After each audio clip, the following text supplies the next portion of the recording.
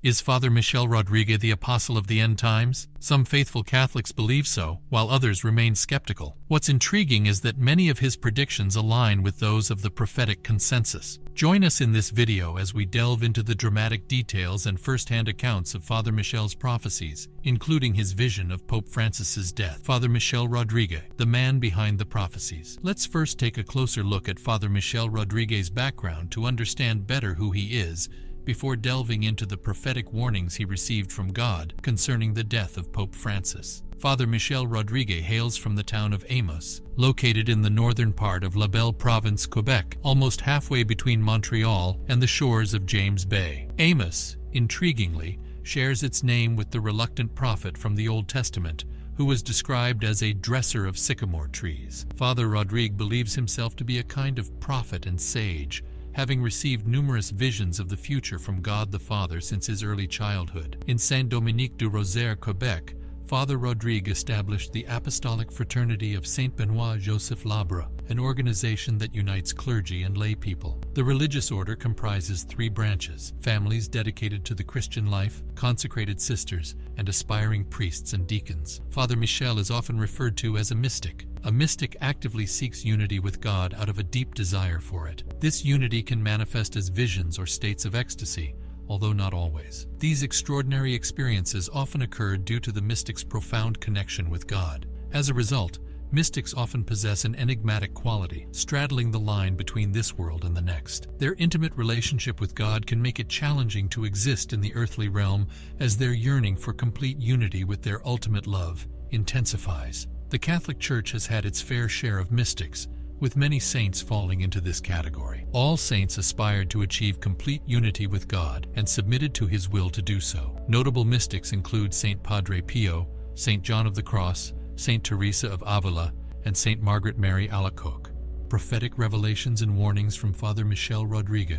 Father Michel Rodrigue received numerous prophetic revelations from God, including one on January 3, 2019, specifically addressing Pope Francis and Pope Emeritus Benedict. According to Father Michel, there have been sins from long ago. People infiltrated the Church whose sole objective is to change sound doctrine. An ecumenical mass will be introduced in the Church, formulated by different religious chiefs first, and then by a committee of bishops. In its final step, this model of Mass will be proposed to the Holy Father, Pope Francis, in Rome. A document of Pope Francis, Magnum Principium, came into effect on October 1, 2017. It granted authority to national conferences and bishops to include new terms, prayers, or modifications in the ritual of Holy Mass, including the consecration for their countries. Many countries are now caught up in the sin and problems of marriage because there have been many divorces and separations, and they have gone astray from the path of the Lord. There have already been many deviations regarding this subject. Each bishop interprets the church doctrine in his own way, which is dangerous. In countries with the authority to perform and alter the rite of the Mass, be assured that they will bring a bad offering to the Holy Father. If Pope Francis does not sign their proposals, which would mean rejecting what the Holy Father already gave them as authority to do, then that would generate a schism, and this is something that we will soon see in the Church. Rome will only sign the document because they will feel that all the authority has been given to the bishops to make changes in their own countries. This does not mean that the Pope signed the final document, but he will be around trying to have it changed. We can only discern during Mass that the words of the consecration will not be the same, says Father Michel. People do not have to attend those false Masses because it would be better to eat a soda cookie than to attend those false Masses. But the bread will not be consecrated. This is the first sign of the crisis that is about to come. The Church will go through the same steps of Jesus' passion, death, and resurrection. The Antichrist is already in the hierarchy of the Church right now. Father Michel says very clearly that the Antichrist is not Pope Francis. Father Michel says that the Antichrist always wanted to sit in Peter's chair. Pope Francis will be like Peter the Apostle. He will realize his mistakes, and he will try to bring the Church together again under the authority of Christ, but he will no longer be able to do it. Pope Francis will die as a martyr. Then Pope Emeritus Benedict XVI will appear, still wearing his papal ring. He will try to summon a council to save the Church. I saw him weak and fragile, held on both sides by 2 Swiss guards. I saw him suddenly in a clean room due to the all-around devastation. He's hiding,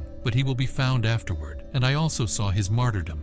Pope Francis does many things with good intentions, but he gives trust, relies on, and gives liberties to bishops who are dangerous. He realizes that it brings ratification, but it will be too late. God sends his prophets to communicate to his people what is going to happen, his designs and his purposes, but only with prayer and fasting can you change part of this prophecy, like the story of Nineveh, where God sent Jonah to warn the people that he would destroy it. Still, through their prayer, God had compassion and forgave Nineveh. The Holy Mass's essence will never disappear, nor will the Church, because the forces of hell will not prevail against it. We will always find faithful priests and faithful bishops who will protect the true doctrine. This is why the work of God entrusted to Father Michel is very important.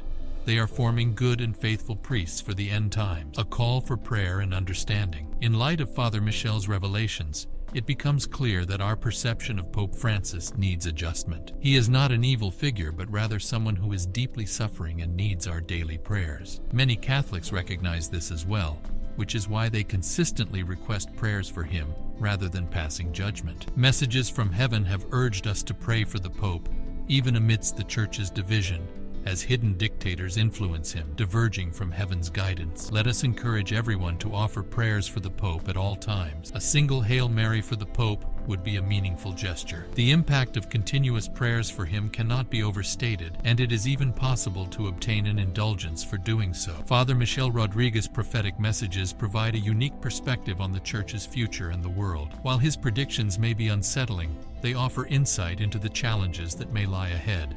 It's a call for understanding, compassion, and unwavering faith as we navigate the path ahead. It is essential to consider these prophecies in the context of his background as a mystic and his mission to train faithful priests for the end times. Whether one fully accepts or questions these prophecies, they serve as a thought-provoking topic for discussion and reflection. Thanks for watching, and we'll be back soon with another enriching experience.